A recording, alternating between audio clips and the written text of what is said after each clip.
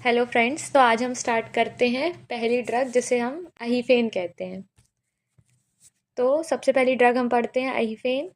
इसका जो वर्ग होता है वो उपवेश होता है। इसका जो कुल होता है वो अहीफेन कुल से ये बिलोंग करता है। इसका लैटिन नेम होता है पेपेवर सोमनीफेरम लिन। इसकी फैमिली जो होती है वो पेपरवेरेसी होती है। इसके पर्याय देखें तो वो होते हैं आफूक, अहीफेन, अफीम, आफीन।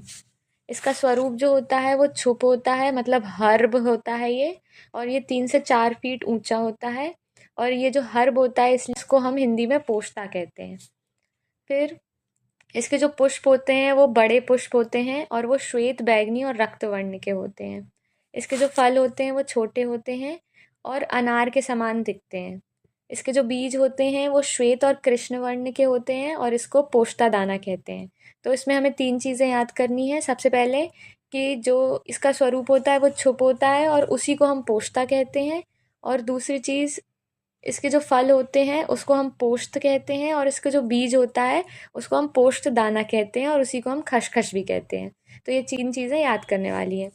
फिर उसके बाद जो इसका प्रयोजन अंग होता है वो होता है इसका निर्यास। तो इसका जो निर्यास है वो कैसे कलेक्ट करते हैं, तो जब ये इसका जो कच्चा फल होता है, अहीफेन का जो कच्चा फल होता है उसको सायकाल में उसमें चीरा लगा के उसके चारों ओर चीरा लगाकर छोड़ देते हैं।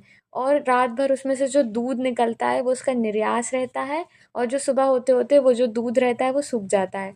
तो जैसे ही प्रातःकाल होती है तो उसको खुरच के वो सूखे दूध को निकाल लिया जाता है, वही उसको उसका निर्यास होता है और उसी को हम अफीम कहते हैं। ठीक है, तो अहीफेन से ही अफीम निकलता है। फिर इसकी जाति देखें तो ये जाति भेद से 4 भेद से इसको डिवाइड किया गया है। पुष्प भेद से इसको 4 भेदों में डिवाइड किया गया है। वो होते हैं श्वेत, पीत, कृष्ण और चित्र। और कर्म अनुसार इसका यूज़ किया जाता है जारण, मारण, धारण और सारण में। ठीक है, फिर इसके उत्पत्ति स्थान देखें तो उत्पत्ति स्थान के हिसाब से ये यूरोप, एशिया और उत्तरी अफ्रीका में मिलता है। और भारत में ये उत्तर प्रदेश, बिहार, बंगाल और मालवा में इसकी उपज होती है। फिर इसका रासायनिक संगठन, इसके रासायनिक संगठन के अनुसार इसको 2 भागों में डिवाइड किया गया है।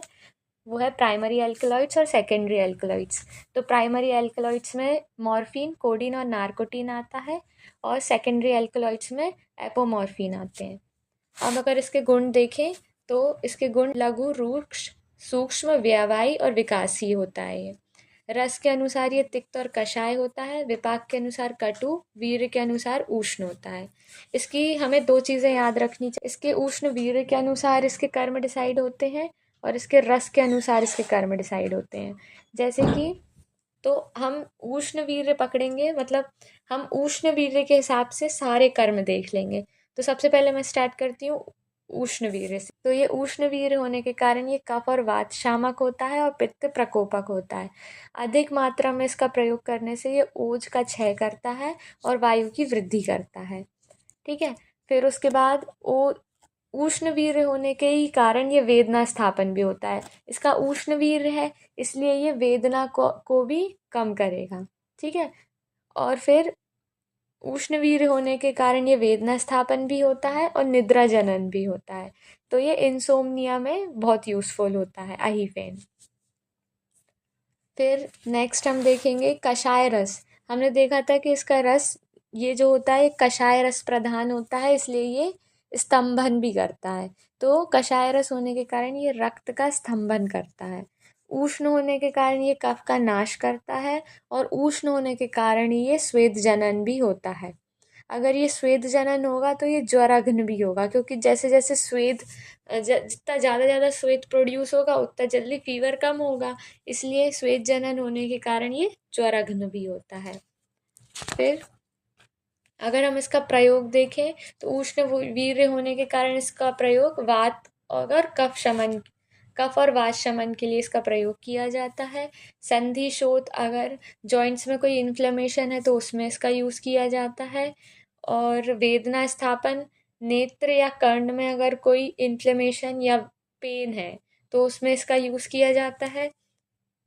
वेदना स्थापन होने के कारण इसका प्रयोग उदरशूल, अश्मरी, गृहदृषि में भी किया जाता है। मतलब वेदना स्थापन मतलब ये पेन किलर है, एनाल्जेसिक प्रॉपर्टी होती है इसकी, जिसकी वजह से इसको उदरशूल, अश्मरी मतलब किडनी स्टोन, और गृहद्रसी मतलब सियाटिका में इसका यूज़ किया जाता है, सियाटिका के पेन में। फिर वेदना नाशक होने के साथ साथ ये निद्रा जनन भी होता है।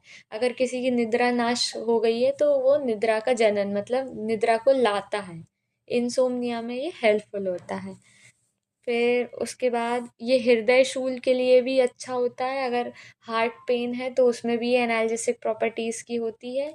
और ये रक्तस्राव मतलब अंदर शरीर का कोई अगर इंटरनल ब्लीडिंग हो रही है मतलब भीतरी अंगों में अगर कोई रक्तस्राव हो रहा है तो ये उसको भी बंद करता है। तो ये इंटरनल ब्लीडिंग के लिए भी उपयोगी है। फिर गर्भपात गर्भपात के टाइम पे अगर कोई वेदना हो रही है तो उसको भी ये शांत करता है। उष्ण होने के कारण ये शीतजन्य उपद्रवों में लाभकार होता है। फिर अगर हम इसका प्रयोज्य अंग देखते हैं तो हमने प्रयोजन अंग देखा था इसका फल निर्यास। ठीक है, जो उसका कच्चे फल का निर्यास निकलता है जिसे हम अफीम कहते हैं, वो इसका प्रयोजन अंग होता है। मतलब उस अंग को हम इसको यूज करते हैं। ठीक है, और फिर मात्रा इसकी होती है 30 से 125 मिलीग्राम। इसके विशिष्ट योग अगर हम देखें तो वो होता है अहिफेनासव, कपूर रस और महावातराज रस। ठीक है, थैंक यू।